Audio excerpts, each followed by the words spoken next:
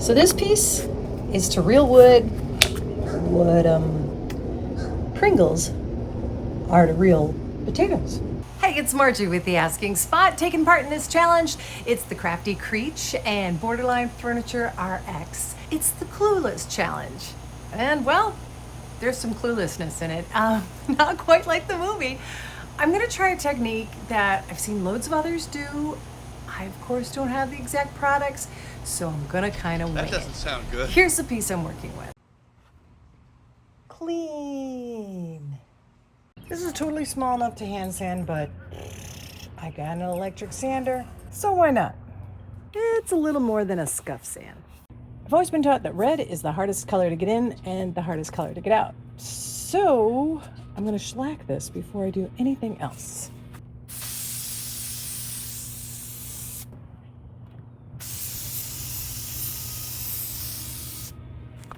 There we go.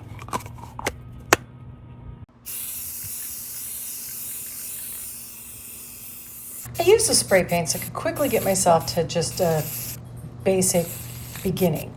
And now I'm going to do the actual base coat. That's going to be a mixture of this with this.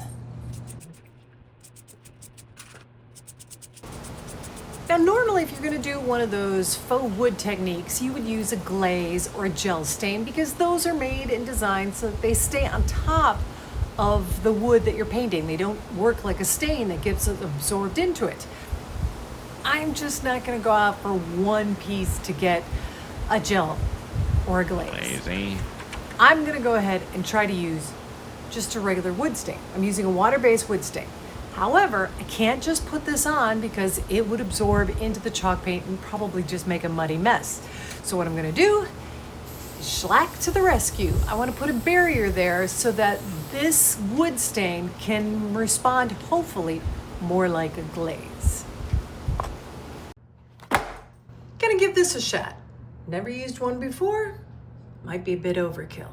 Here's where it all started to go wrong. Right.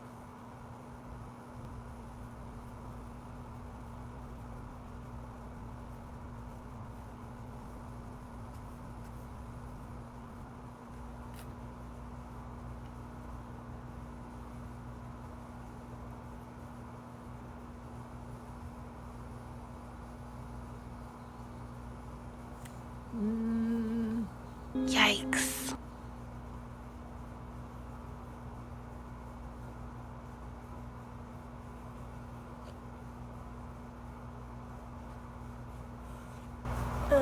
Okay. Not so much. Nope.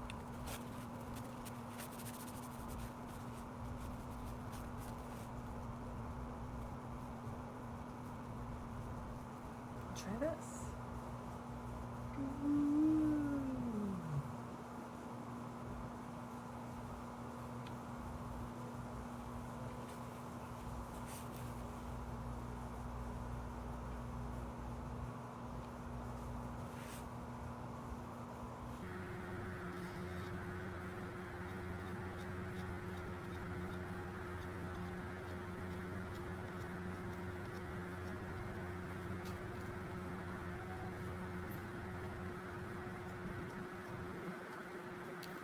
It's at this point you always hear people say, trust the process. I'm putting a lot of trust in this. Thankfully, this is not where it ends. We do have another step. Got to give it a wash. Once again, we're using our colors, but this time with lots of water.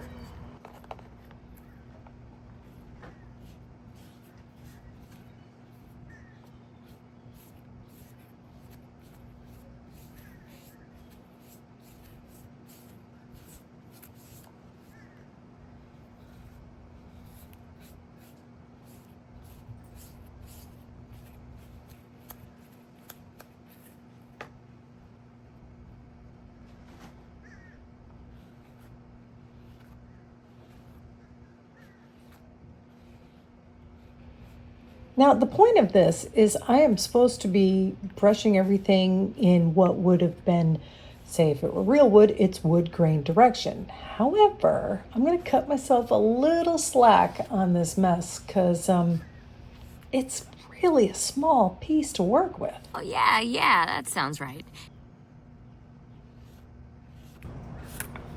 Well, not loving this.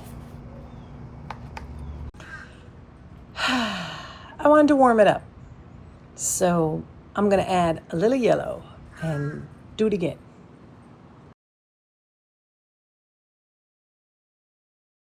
Oh yeah, it's looking just like wood from really far away. Okay, maybe not quite as far away anymore.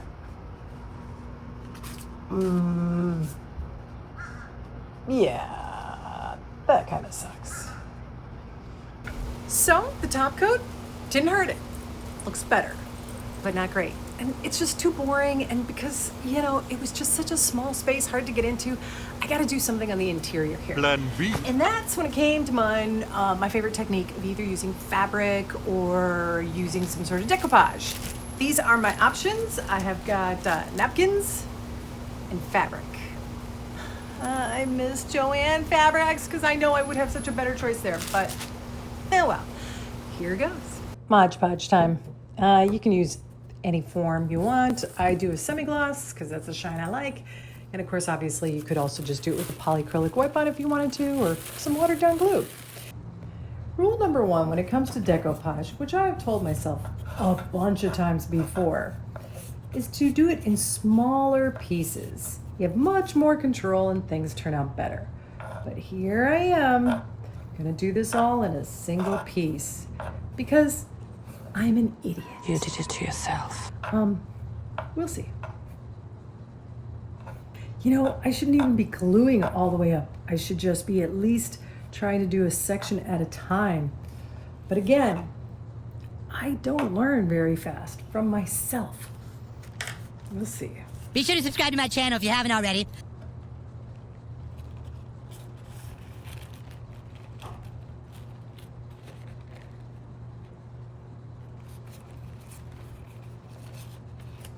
Does it help that I have a fan going on?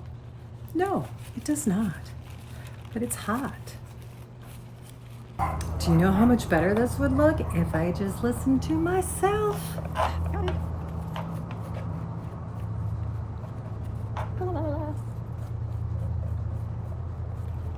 So once it dries, this isn't perfectly dry, but it's close. This is getting so sad. We start to rub off the paper.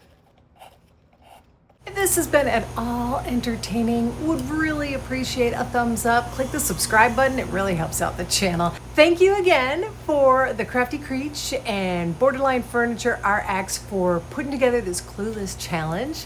Here's where we started. It was, not a bad piece, and I could have done a lot with it, but I was trying this technique, and here's the final results. Not everybody's cup of tea. I did not succeed the way I wanted to with the technique, but I learned a lot. And I think it would work if I had a larger section to work with. So maybe I might try this outdoor. Seriously? We'll see. It'll be in future videos. Thanks so much for watching The Asking Spot. We've taken our house off for the market while the kids are home from college, so now I'm in the no man's land. One of the things, though, that you do is you would use, say, never mind.